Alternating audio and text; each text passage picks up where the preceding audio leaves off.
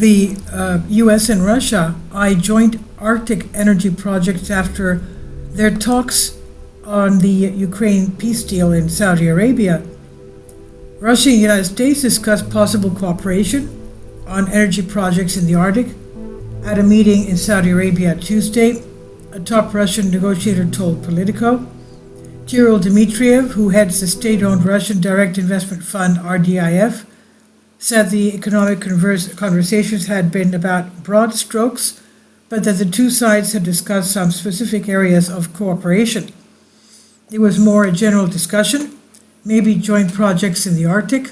We specifically discussed the Arctic, Dmitriev said, by phone as he boarded the flight home after the talks in Riyadh, Saudi Arabia.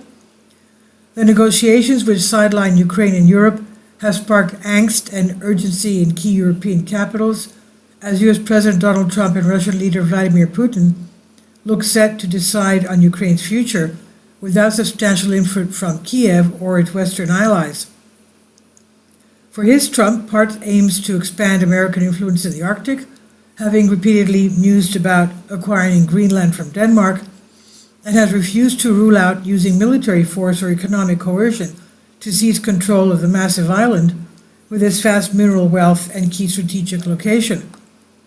U.S. oil major ExxonMobil had partnered with Russian state oil major Rosneft to explore for hydrocarbons in the high Arctic, but pulled out in 2018 following the imposition of Western sanctions in response to Russia's initial invasion of Ukraine in 2014. Dmitriev was part of the Russian delegation that included Foreign Minister Sergei Lavrov and Putin's foreign policy advisor Yuri Ushakov, and was in Saudi Arabia for initial discussions on Ukraine. Tuesday's talk were first contact between officials from two sides following a call between Trump and Putin last week. He commented on the economic track of the talks, which he described as good, but declined to go into detail on the political discussions. Secretary of State Marco Rubio led the U.S. delegation, accompanied by National Security Advisor Mike Waltz and Middle East envoy Steve Witkoff. He said, positive after the Biden administration destroyed all of the communication, destroying all of the discussion, he said. In further remarks, Dmitriev said he had presented an estimate by the RDIF that U.S. businesses had lost around $300 billion as a result of leaving Russia following Putin's full-scale invasion of Ukraine. There's an understanding that bad relations between Russia and the U.S. actually cost a lot to American business, and there are ways to have productive cooperation benefit both Russia and the U.S., he said.